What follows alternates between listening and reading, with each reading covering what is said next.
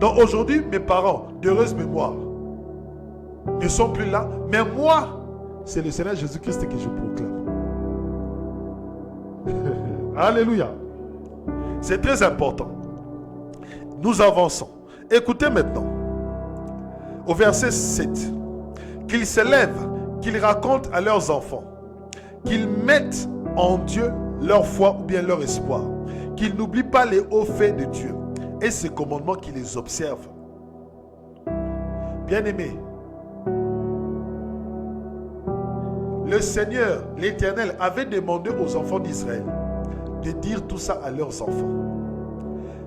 Que leurs enfants puissent mettre espoir en l'Éternel. Que leurs enfants n'oublient pas les hauts faits de l'Éternel. Qu'ils n'oublient pas les hauts faits de l'Éternel. Bien-aimés, des fois dans nos situations difficiles, il faut se rappeler de ce que le Seigneur Jésus-Christ a déjà fait dans nos vies. Alléluia. Pourquoi dois-je me rappeler de ce que le Seigneur Jésus-Christ a fait dans ma vie? Parce que dans la situation difficile, si je me rappelle des bienfaits, si je rappelle des miracles que le Seigneur Jésus-Christ a fait dans ma vie, cela me fortifiera, cela me donnera le courage de continuer de persévérer. D'où l'importance du témoignage. D'où l'importance du témoignage.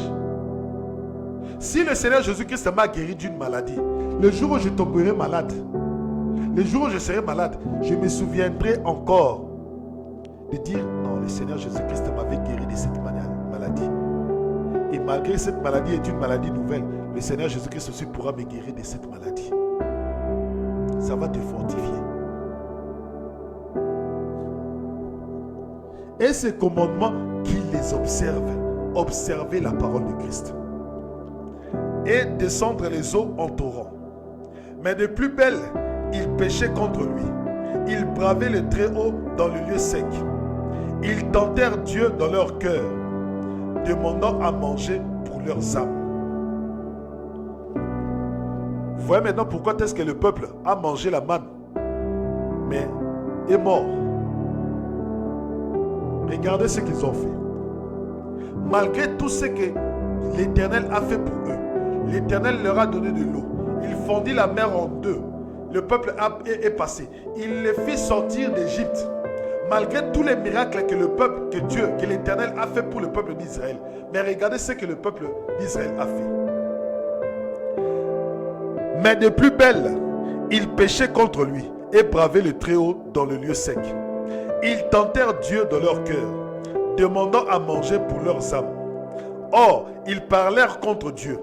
Ils dirent, est-il capable, Dieu, de dresser une table au désert? Voici qu'il frappe le rocher, les eaux coulent, les torrents s'échappent. Et puis du pain, est-il capable d'en donner ou de fournir de la viande à son peuple? Ils ont dit à Dieu, dans leur cœur, es-tu capable de nous donner du pain? Ah, bien aimé, il y a des choses qu'on ne peut pas poser la question à Dieu. Il y a des choses avant de dire à Dieu, il faut que tu raisonnes. Dieu a fondu la mer rouge en deux. Une mer, il a fondu en deux. Et le peuple a passé à pied sec. Et tu viens devant ce Dieu-là lui dire, mais est-ce que es-tu capable de nous donner du pain? Dieu se dit, mais avec tous les miracles que j'ai faits, ils ont marché dans le désert la nuit avec la colonne de feu, le jour avec la colonne de nuée qui les protégeait du soleil. J'ai fondu des rochers en deux et ils ont bu de l'eau. Donc tous ces miracles-là, pour eux, ce n'est rien. Avec tous ces miracles, ils ne croient toujours pas. Bien-aimé, fais attention si Dieu fait beaucoup de miracles dans ta vie. Alléluia. Fais attention si Dieu fait beaucoup de miracles dans ta vie. Si Dieu fait beaucoup de miracles dans ta vie, tu as intérêt à croire en Dieu. Tu as intérêt à ne pas tenter Dieu. Tu as intérêt à ne pas murmurer. Tu as intérêt à ne pas calomnier Dieu. Or, ils parlèrent contre Dieu. Ils dirent, est-il capable, Dieu, de dresser une table dans le désert?